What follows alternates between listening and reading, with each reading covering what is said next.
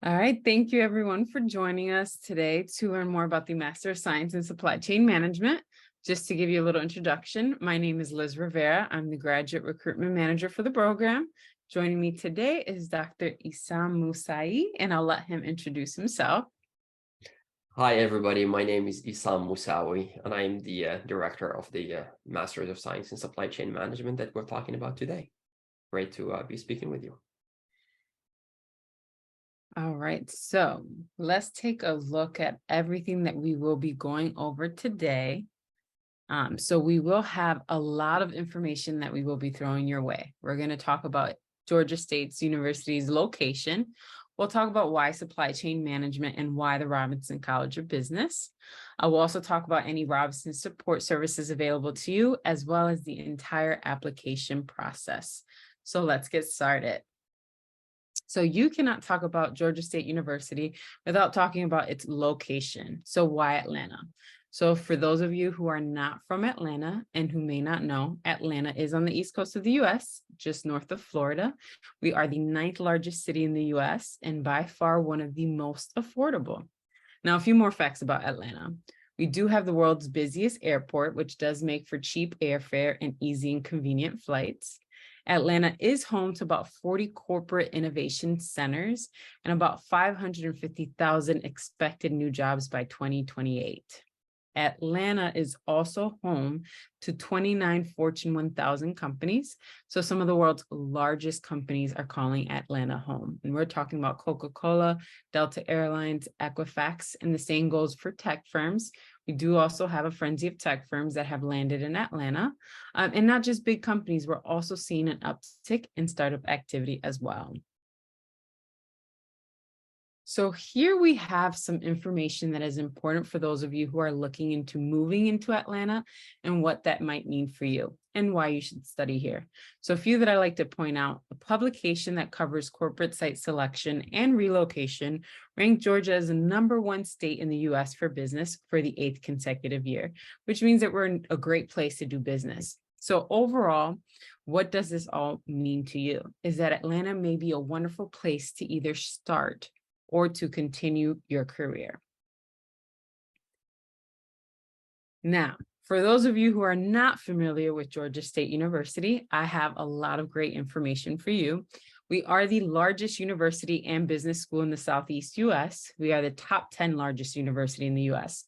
So we do have a very large student population, which does amount to 53,000 students total, and about 1,700 of those are graduate students. Now, size is really going to matter to your professional goals, and I'm going to tell you how we can give you the best of both worlds in just a few seconds. So to explain the owl that's right in the middle, we are the Georgia State Panthers now, but when the Robinson College of Business began, we were originally a spinoff of Georgia Tech over 100 years ago. Now, we were known as the Georgia Evening College Owls, and I mention this because it sets the stage as to who we are today and our purpose. So since the very beginning, we have always been committed to working professionals. Those are those students who are focused on advancing their career, but needed to balance work, family, and maybe any other additional priorities that they had at that time. Now that focus is deep in our roots, so most of our programs are geared towards working professionals. So between our longevity and our focus on working professionals, we have amassed an alumni network of over 70,000, with about 40,000 of those in the metro Atlanta area alone. There's going to be a lot of opportunities to make connections when it is time to advance or to start your career. So another important thing to know about Georgia State is the contemporary curriculum that we offer. So we are devoted to meeting the needs of today's global business environment. So as you can see, we are #2 most innovative university in the US, and we've actually moved up from #3. And we do continue to improve in our position amongst higher education institutions because we are focused on what matters to you, what matters to the students. And that's graduation, connecting you to jobs and positions. Now, let's get started into what the Robinson College of Business. So the success of the Robinson College of Business is due to many factors. So first, we do have about 200 full-time faculty members, which does allow us to have a wide variety of graduate and undergraduate courses. So we do offer more than 17 different master's programs. many of which are ranked top in their domain. Now, this program diversity is going to offer you the opportunity to interact and network with students from other domains. So not only are you going to interact with students that are in the supply chain field and getting into that field, but you're going to also have the opportunity to interact with students from a variety of industries working for a variety of corporations. So I know I mentioned all of these benefits from being a part of a large school, but because it's spread between 17 graduate programs, each program is going to have a smaller set number of students. So as you get into the cohorts, like the supply chain cohort program, you're going to find that your classroom interaction is not going to be overwhelming. You're going to be in a classroom with maybe a max of 20 to 30 students, which means you're going to get to know your professor. You're going to get to know the other students in your cohort. In fact, you're going to get to know them very well. You're going to be on a first name basis with anyone working within the supply chain management program. And that's important because you're going to get that intimate feel in the classroom, and you're going to get that guidance that you need while also getting all the amenities that are provided through being a part of a large school. So with that quick overview of GSU, let's get into supply chain. Excellent. And I'll take it from here, Liz.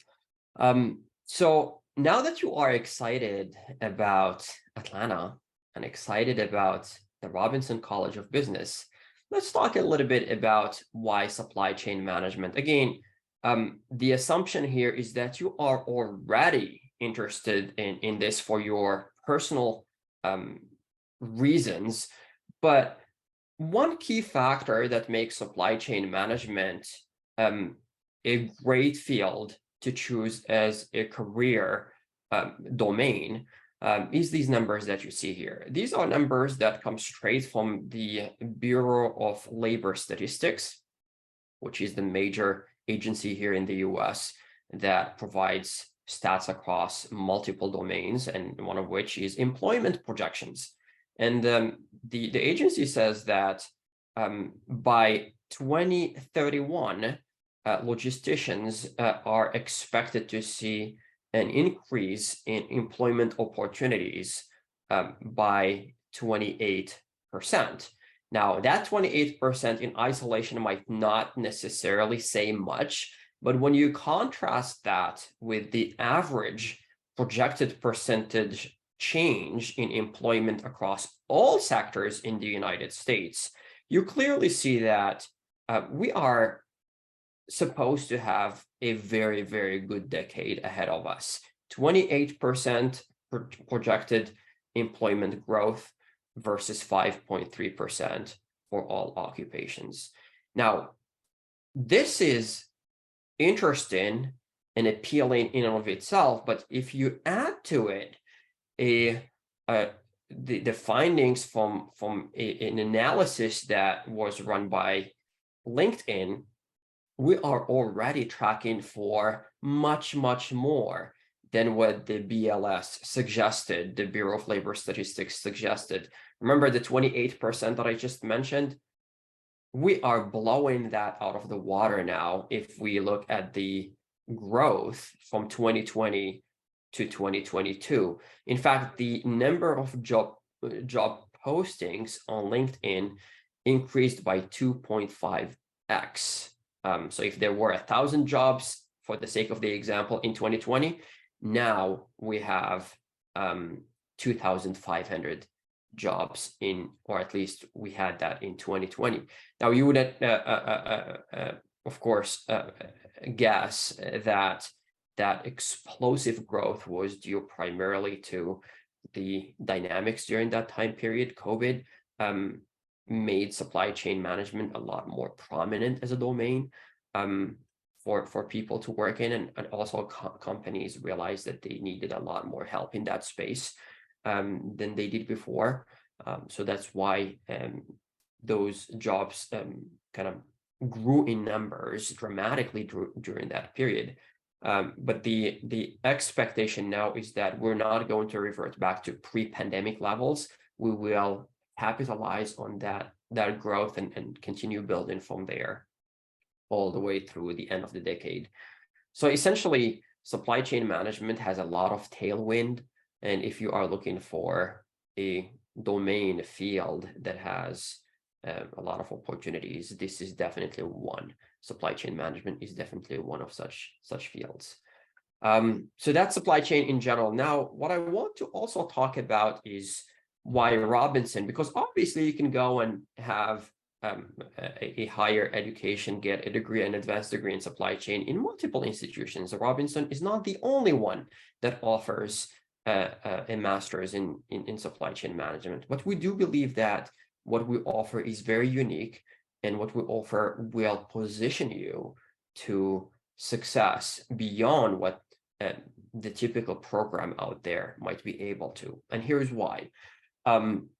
We have world-class faculty, and I will not go through the details of what you see in front of you here. This is a recorded session. Feel free to pause and read through this at your convenience. But the point that I'm trying to make is that our faculty are among the best in their respective fields. And not only are they great in terms of the knowledge that they have accumulated over the years, be it through academics or through practical experience. For example, if I were to highlight the two gentlemen here at the bottom of this page, David Braxton and Lauren Vern Beisman. So David, Dr. Braxton, he's an executive in residence. His primary job is not professor. He is the vice president of global procurement at Bank of America. He just happened to be very interested in higher education, and he was appointed at our college, on our team to lead the strategic sourcing and procurement management course for us. So he has a tremendous amount of experience. He has excellent connections, and I believe having somebody like David lead that course on procurement, strategic sourcing and procurement management is a unique aspect of this program. The same goes for Lauren Beisman. He's a former executive at McKesson Corporation, which is a medical distributor or a pharmaceutical product distributor. And he brings all of that experience into the classroom. Now, Lauren teaches a little more than David. He'll be teaching at least a couple courses: service operations management and quality management.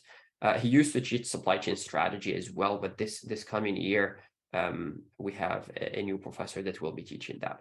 So essentially, you will have Lauren not once, but twice in the classroom. So his experience will be something of great value to you. Beyond that, we have a powerful team that is dedicated to nothing but your success. From the department chair to myself, to my colleague here on the call, Liz, the graduate recruitment manager, Charlene, the assistant director of student experiences, Lauren McDowell, the director of Career Advancement Center. By the way, the Career Advancement Center has one mission, and their mission is to help you connect with employers and supercharge your career in the best way possible. Lauren leads that effort, and she will be more than happy to help you in any way she can. She's been a great asset on the team.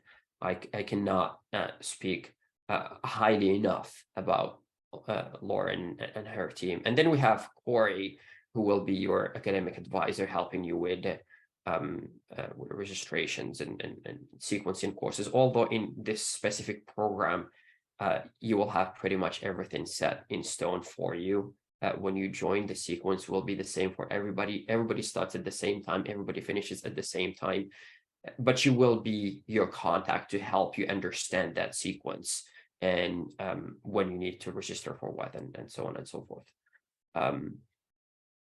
Now, beyond that, we also happen to be in a location, as Liz mentioned earlier, Atlanta, Georgia, that is ripe with opportunity. These are just a few companies that are hungry for supply chain talent, and we have them in our backyard. Many of these companies, in fact, have not only operations here, but they have their headquarters here. They have their largest headcount right here. And here I'm talking about the Home Depot. They have their headquarters here. UPS, they have their headquarters here. Mercedes-Benz, they just moved their North American headquarters here. Cox Enterprises, they have their headquarters here. Norfolk Southern, they also just moved their headquarters here. You can see a pattern there, right? Delta has been here forever. Atlanta is home to many, many large and powerful companies that have plenty of opportunities, especially in supply chain management. And as we will talk about later, many of these companies are really preferred partners of ours. One of the strengths of our program, as I will mention later, is the Global Logistics Roundtable. And many of these companies are indeed members of that roundtable. And those who are not members, they are very frequent attendees and participants in our events. So when you join a program like ours, you will get the knowledge aspect of supply chain management from our experienced faculty, yes, but you will also get exposure to some of the best employers out there. All of this happens in a context where logistics is front and center. We have a very, very strong logistics ecosystem here in Georgia in general, but in Atlanta in particular. Atlanta has the world's largest or busiest airport by passenger volume, and I think Liz mentioned that earlier too. The airport also happens to have a strong freight operation. It's not number one by freight volume, but it's not that far back. It's number one on passenger volume. We also have the fastest growing seaport in the nation, as measured by container throughput, by container volume. The Port of Savannah is the fastest growing seaport in the nation. It's the fourth largest currently, but it is growing faster than any other port. If that trend continues, it's just a matter of time before it climbs to third position and maybe second and first at some point. Who knows? Why not? We also have a large number of logistics-oriented companies and establishments. In fact, we have more than 15,000 of those. That tells you about the opportunities that you are likely to encounter in an area like Atlanta specifically, but Georgia in general as a state. So that's about why Robinson. Let's now talk about the program specifically, the Masters of Science in Supply Chain Management, and what makes it unique beyond what we have already talked about. You may already be aware that the program is an accelerated program that takes no more than 12 months. And I believe that is a great strength because you get exposure to a lot of content. It's still a 30 credit hour program. It's not a smaller program by credit hours. You still get exposure to a lot of content, 10 courses total, 3 credit hours each, but it's condensed in 12 months. Why?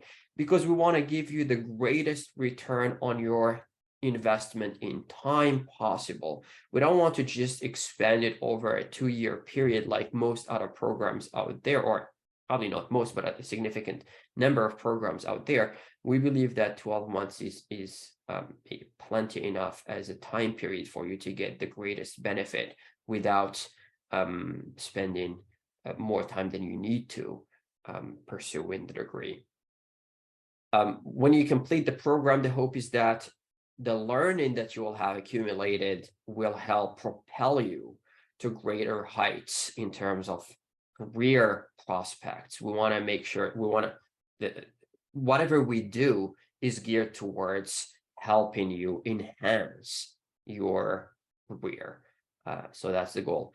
Now, what do we have in place to achieve that? Well, we have a rigorous and managerially relevant coursework. Whatever you study, whatever you get exposure to is very, very meticulously thought through. Nothing there is a coincidence. Everything there was put together, was put in place with careful attention to what key principles in supply chain management are, but also what's relevant from a managerial perspective. Remember the slide that I showed you earlier of the many companies that are recruiting here in Atlanta? Well, before we finalized the structure for this program, we reached out to many of those companies and we got input from them about what matters to them. And that was a driving force for what you see today and what you will experience very soon as a program here at Robinson, the Masters of Science in Supply Chain Management here at Robinson.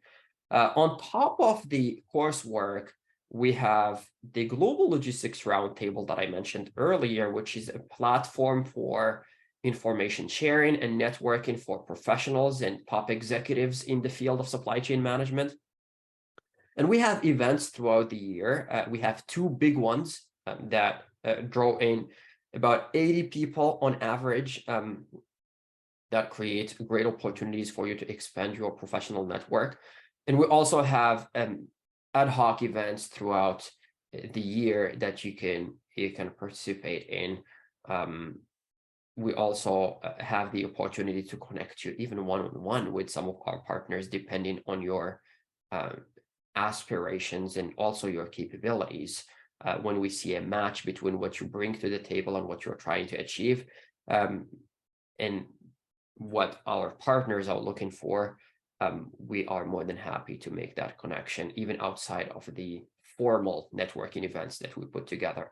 We also, beyond the two major events that I mentioned earlier, we also have supply chain specific career days that are led by the Global Logistics Roundtable, whereby you have the undivided attention of potential employers for an extended amount of time during that career day. You're not going to be competing with marketing people and finance people and HR people. Companies come just to speak to supply chain talent. And we believe that to be a unique feature of our program that will benefit you tremendously. We also have plenty of experiential learning opportunities.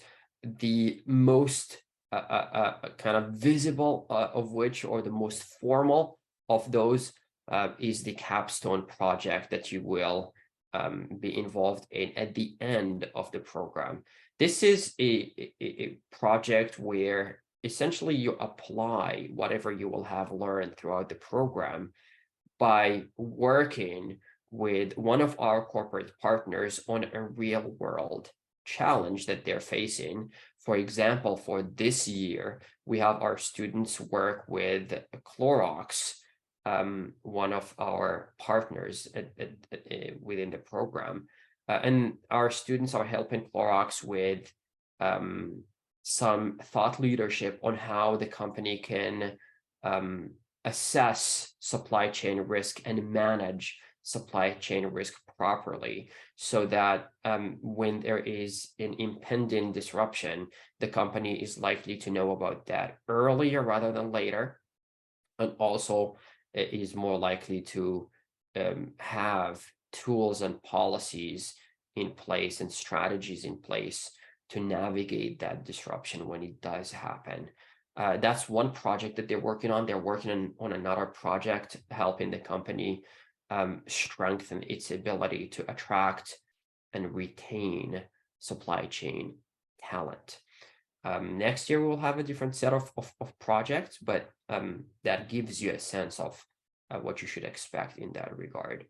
The program also now is STEM designated. For those of you who might not be familiar with this designation, this is a government designation that acknowledges the technical aspect of the program. The T in STEM is technology, S is science, T is technology, E is engineering, and M is math. So for us, we have that technical aspect of the program that earned us the STEM designation. What benefit does STEM designation gives? Well, the greatest benefit is that it indicates to outsiders that our program has that technical aspect to it. So students that come out of the program will have technical skills that are um, um, advanced enough to warrant that STEM designation. Also, for international student, there is a tremendous benefit to the STEM designation, and I'm fairly confident many of you international students know that, and this is music to your ear, hearing that we have the STEM designation.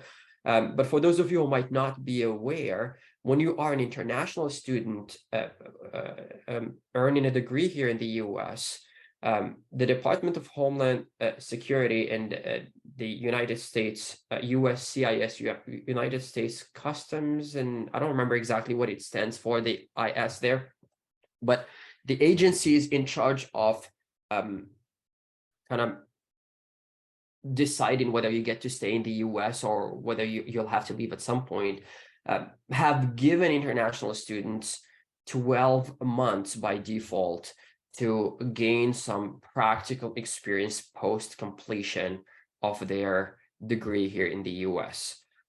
Now, that's the default, 12 months.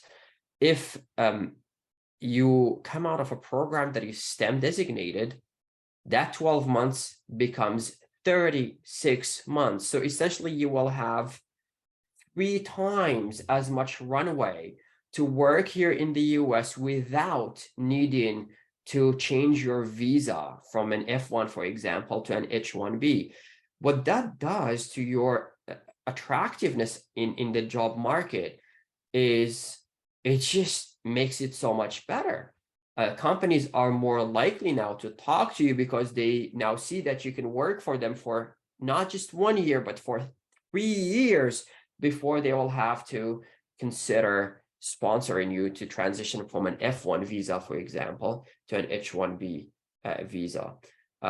Liz later will talk to you about some resources that are even more qualified to speak to that immigration aspect of things. I'm not the right person to talk about that. You just saw that I completely forgot what USCIS stands for. I know it's United States Customs and maybe Immigration Services. Now it's coming back to me. Possible. But that tells you how much of an expert I am in immigration law here in the US. But I digress there a little bit. So that's that. That's what makes the Masters of Science in Supply Chain Management a very attractive program for you to consider. If you need more, here's more. The Global Logistics Roundtable, as I said before, attracts some of the most prominent companies in the area, but it also attracts the top leadership within those companies, not anybody representing those companies. Look here, for example, if you look at Stored, one of the most prominent startups in cloud supply chains, just recently it reached a valuation of $1.4 billion, and the company was started in 2016 by the gentleman that you see here at the top left of your screen, Sean Henry. So Sean Henry came and gave a keynote presentation to our audience about cloud supply chains and how supply chain technology is evolving so fast. On that same day, we had a panel discussion following Sean Henry's presentation where we had the VP of Supply Chain Analytics and Channel Optimization at the Home Depot, Alex Hamrick, speak to us about supply chain analytics at the Home Depot. We had Karen Betancourt, VP of Enterprise Logistics at one of the largest pharmaceutical and medical device distributors in the nation. She was on the panel as well. And then we had the Chief Supply Chain Officer of Clorox company, Rick McDonald, talk to us about analytics and the power of data and how that drives performance at Clorox. Everybody else also came in and spoke to us at some point during the past 2 years. So you can see that the networking opportunities by virtue of the nature of people that show up at our Global Logistics Roundtable events are tremendous. And each of these people here brought with them some of their colleagues that were in attendance as well. So you can see that, again, you will have plenty of networking opportunities when you join the program. As far as the structure of the program itself, I already mentioned that it's a 12-month program. You start in August and you finish in July.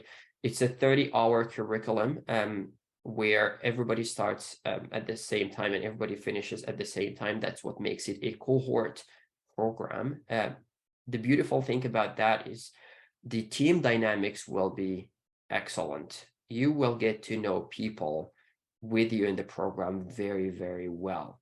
And believe it or not, those relationships that you will build during the program will stay with you for 10, 20, 30 years after the program. That's how it typically goes. And that was one reason why we wanted to have it as a cohort program, to really foster that positive team dynamic whereby iron sharpens iron. We do truly believe that. We bring only top students into the program so that each one gets a chance to learn from everybody else in the program that is as brilliant as they themselves are. Location, so we have a dedicated campus that is away from the main campus where undergrad education happens primarily. This dedicated campus is for professional education, and that's where our graduate program takes place as well. For those of you familiar with Atlanta, this campus is in Buckhead, one of the nicest areas in Metro Atlanta. As far as the cadence, how often you will be having classes and when, classes will take place twice a week, and they will all be evening classes starting at 5:30 p.m. and wrapping up right before 10 p.m. Around 9:45 p.m. The reason why we have classes take place in the evening is because we want to accommodate students, and many of you are indeed working full-time. We want to accommodate students that work full-time. And what better way to do that than to have classes exclusively in the evening? When it comes to curriculum, since you will be taking 2 classes per week, we made sure that we structured the program whereby you still take 4 classes per semester, but you only take 2 concurrently. So in the fall, for example, you start with the gateway into the program, Managing Logistics and Supply Chains, which is a course that I will have the honor to lead. So I will welcome you into the program. And concurrently with that, you will be having a class on supply chain strategy. Now, that will take about half the semester. And that's what we call here a mini-mester as opposed to a semester. Once that mini-mester, which is 8 weeks long, once that mini-mester is over, then you go and you take another set of 2 courses, in this case, strategic sourcing and procurement management, that will be led by our executive in residence, Dr. David Braxton. If you remember, he's the gentleman from Bank of America. He's the Senior Vice President of Global Procurement. And quality management in supply chains will be led by my colleague, Lauren Vern Beisman, who was an executive at McKesson Corporation. Then come spring, you will take, again, 2 courses at a time, 4 during the semester, 2 per mini-mester. Service operations management and supply chain analytics first, and after that, you will take project management and data mining to wrap up the spring semester.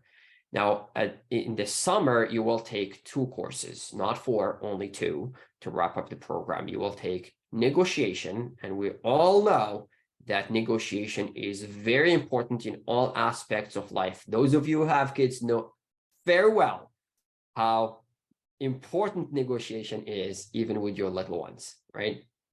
Some of you might not have them little anymore, but the point still applies. Negotiation with your kids is something that you do on a daily basis. Well, guess what? In supply chain management, a lot is about negotiation too, because as we will discuss in the program, supply chain management is about making sure that we all work together for a common goal.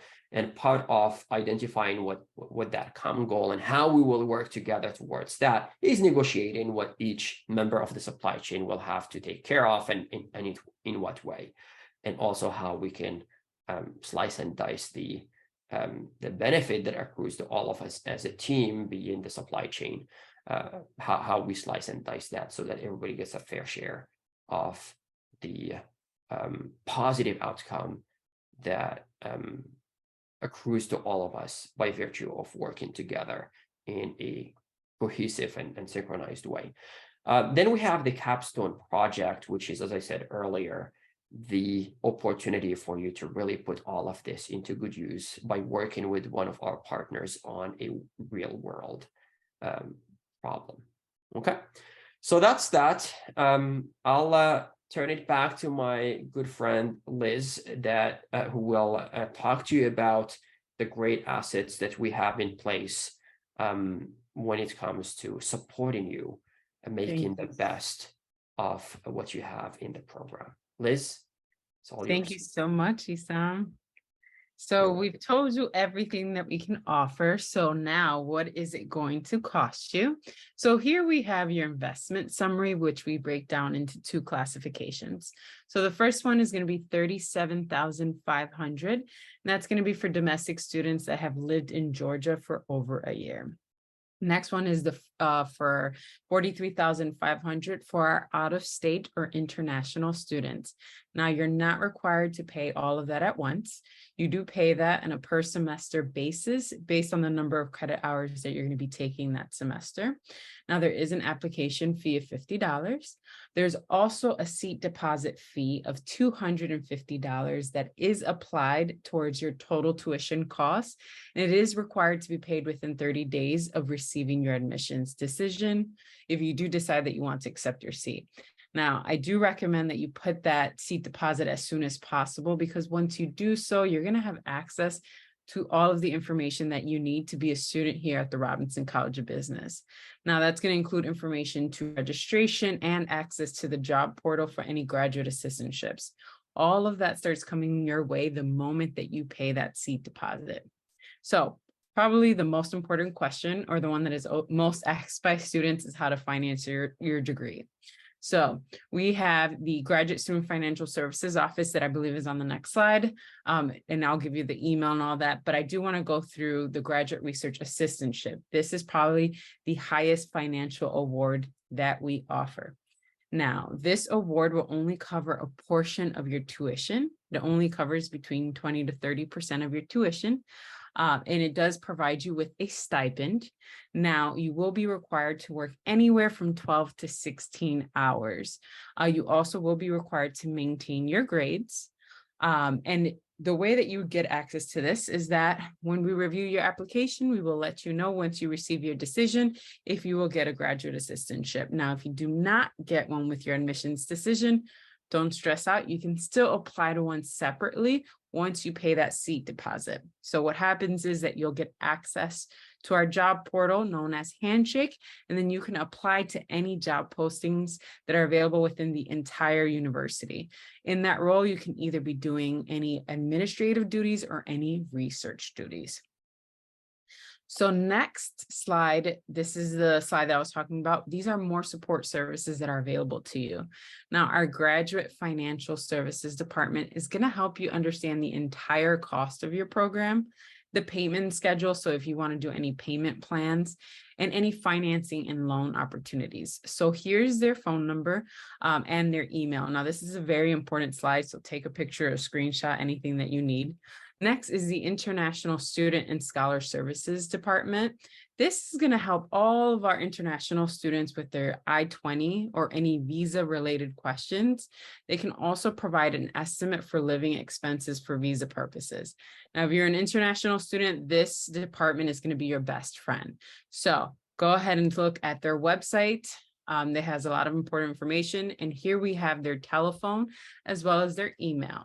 Now, another resource that a lot of times we don't talk about enough is the veteran resources. So we do have a military outreach office So for any veterans that that need help to navigate any veteran benefits, which could include the GI Bill, any military scholarships, or just any loans, you would reach out to Randy Barone. He's going to be the advocate that's in charge of that department. Here we have the website as well as their telephone number. So another great department that I know Issam mentioned is the Career Advancement Center. Now, this center is going to be vital to your career progress. So what I can tell you about them is that you're going to have access to them for the rest of your life. So even after you're a graduate in our program, you can come back and take advantage of our Career Advancement Center. So from your very first week of class, actually for orientation, you're going to get started with your engagement with the Career Advancement Center. They're going to take a look at your resume. They're going to go over your LinkedIn profile. They're going to go over your elevator pitch. They're going to make sure that you have access to your job search plan, and not only make sure that you have access to job fairs, they're going to give you opportunities to have info sessions with employers. They're going to also make sure you're getting the most out of those sessions and that you know how to approach those sessions so that they are successful for you. They're all going to also help you join any professional associations, most of which are free or discounted while you're a student. And they're going to be setting up those mentorship opportunities like the industry coffee chats with professionals. Ultimately, they're here to help you get on your way to career success. All right, so let's get into the application process. So this slide will outline every single component of our application process. So if you're interested in our program, you would apply online at gradapply.gsu.edu/apply. Our application, there is a fee of $50. Now, GRE and GMAT test scores they're not required at this time, but we do give you an option to upload them if you would like to.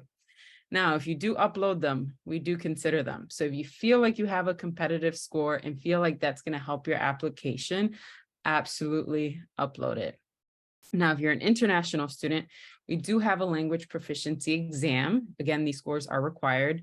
We're not accepting Duolingo scores. We do like to see a minimum score. For the TOEFL, we like to see above a 90. And for the IELTS, we do like to see above a 6.5 or higher. Now, if you're from an English-speaking country, we do have a list of countries that are exempt. An example is Nigeria or Ghana. Now, you can also try and get this requirement waived if you have lived, worked, or studied in an English-speaking country for over 3 years. So, for example, if you are from Mexico and you've studied in the US for undergrad, you can get that requirement waived. Next, we have transcripts. We do require all undergraduate and graduate school transcripts from universities that you have attended. So if you've attended 3 undergrad university, we need all 3 undergrad universities transcripts. Now, if you're an international student, we do require that all of your transcripts are in English. So if they are not, we do ask that you have them converted. So the process for international students for their transcripts is that you would upload them and then our team will go in and evaluate them. If we do require a third-party evaluation, we do let you know. Next, we have the personal statement, which we do go into more detail in the next slide. So I don't want to talk too much about this, but just know that this allows us to learn more about you, what your goals are, why the Robinson College of Business. We'll go through that prompt in the next slide. But one thing I like to say now is that make sure that you proofread your essay and make sure that someone other than yourself proofreads your essay and checks for any grammatical errors. Next, we have the resume. Please highlight all internships, job experiences, any leadership experiences. We do like to see any skills that you may have that are relevant. Make sure that you add location and dates, and if it was full-time or part-time experience. Next is letters of recommendation. These are not required. However, I do recommend that you provide either a professional or an academic recommendation. Last but not least is the video interview. This is going to be a quick 5-minute interview. However, treat this as an actual interview. So what happens is that it is a self-recording in which you answer 3 behavioral-based personal questions about yourself. These are going to be randomized, and the types of questions may be something like what excites you about the program. Make sure that you are speaking clearly. Now, you do get the option to try this about 3 times, but remember that with every single attempt that you take, you will get 3 different questions. A video interview is very important to showcase your communication skills. So please take this seriously.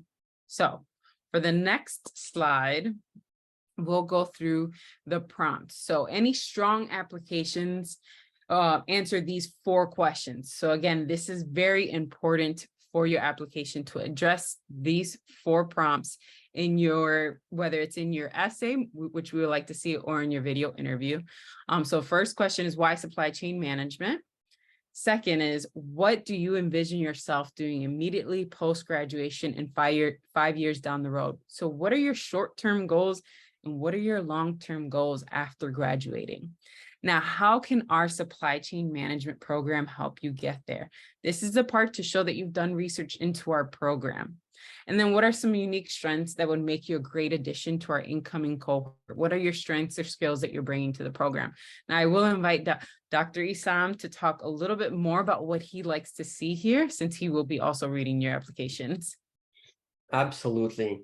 So in addition to this, and kind of embedded in this set of key elements of a strong application, we want to make sure that we only invite students to join our program when they have excellent clarity of purpose.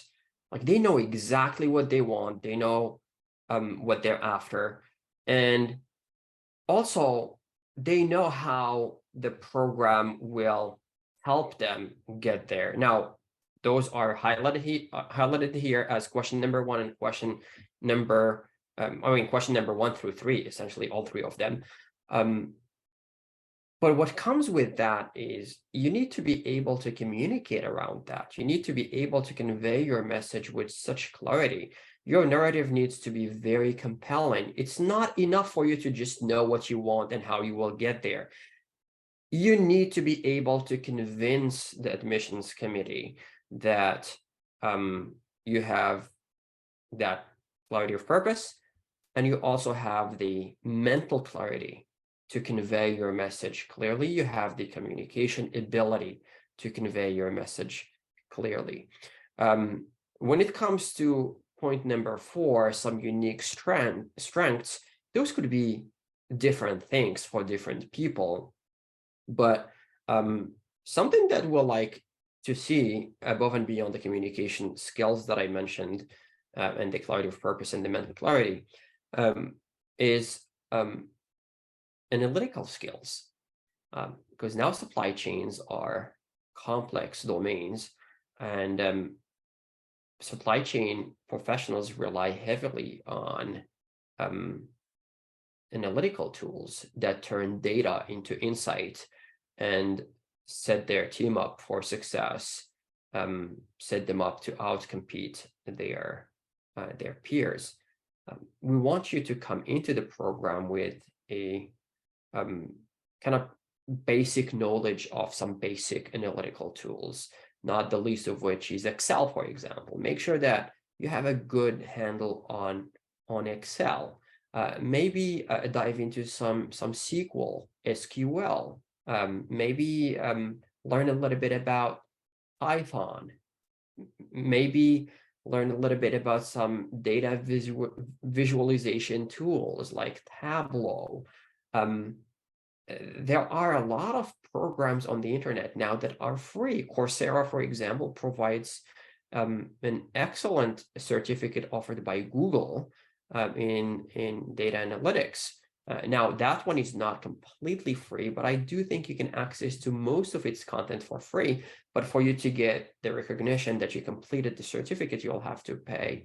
Last I checked, it was like $39 per month, and they estimate that, or $39 US dollars per month, and they estimate that the average person might be able to complete that certificate in 3 to 6 months. So if you do 6 months times $40, that's a $240 investment. In the grand scheme of things, it's really very, very affordable. It might sound like a large amount at first, but it's very affordable, especially taking into account the edge that it gives you coming into the program. So that's one certificate that I would highly, highly recommend that you consider if you believe that you need to brush up on your technical skills.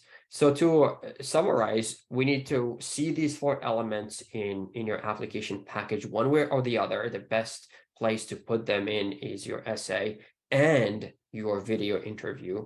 But you can also convey those to us if we were to invite you for a live interview, because we do invite students for a live interview very often, unless your application is so strong that you kind of just sail through without needing that follow-up interview.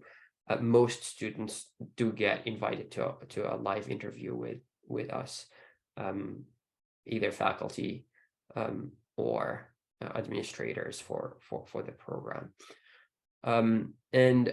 So beyond these 4 questions, again, as I said, you have to be able to communicate very, very clearly, and you have to have some technical skills, some data analytics capabilities that set you apart from the rest of the applicants.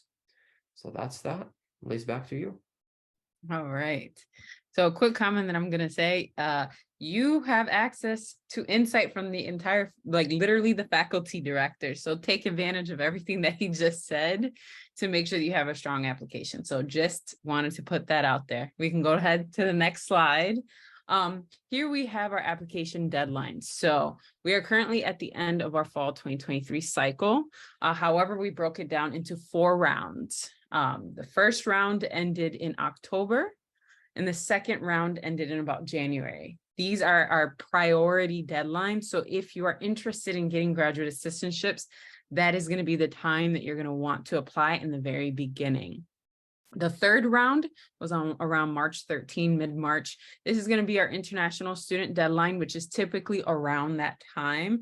International students, we know that you have a long process ahead of you once you get that decision.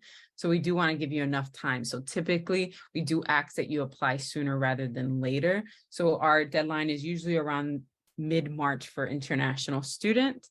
And now our 4th deadline was May 1st. So just to give you an idea of what you may see for the fall 2024 cycle deadlines, we are updating them as we speak. However, here we have the link for you to go and visit to see any updated deadlines for the fall 2024 cycle. One thing I don't want to forget that I point out is that we're a fall intake only program. That means we only admit in the fall. I like to emphasize that a few times in the webinars. Again, we only admit in the fall. So any deadlines that you're going to need to look at are just going to be for the fall cycle ones. Okay. Keep that in mind as you visit that website.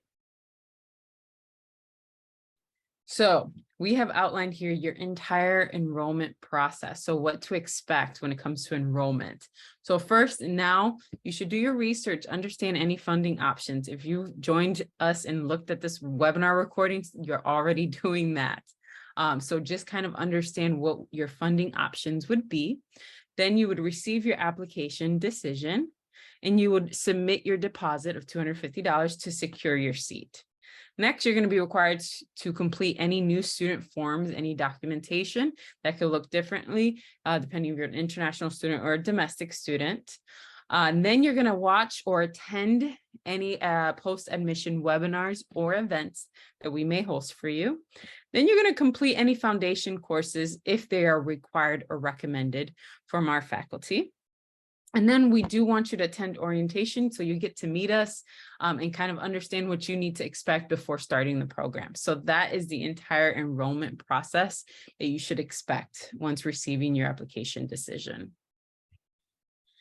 So now we have developed this system where you can reach out and communicate with current students that are in our program. So if you are interested in connecting with someone that is currently in the Master of Science in Supply Chain Management, we do have a great student, Anouk. She's available to answer any questions that you may have from a current student's perspective. And again, we do have quite the list of students. So you do have the option to reach out to any current students that you may want to reach out to. You can message them. They do answer these messages within 24 to 48 hours. So there we have the QR code and you can go ahead and access it and reach out and contact them and ask them whatever questions that you may have. And that may be, oh, and we've come to the end. Now, if you do have any questions I want to highlight, you can reach out to me at lrivera17@gsu.edu, or you can reach out to our admissions team at rcbgradadmissions@gsu.edu. Thank you so much for joining us. I'll let Isam say anything he may need to say.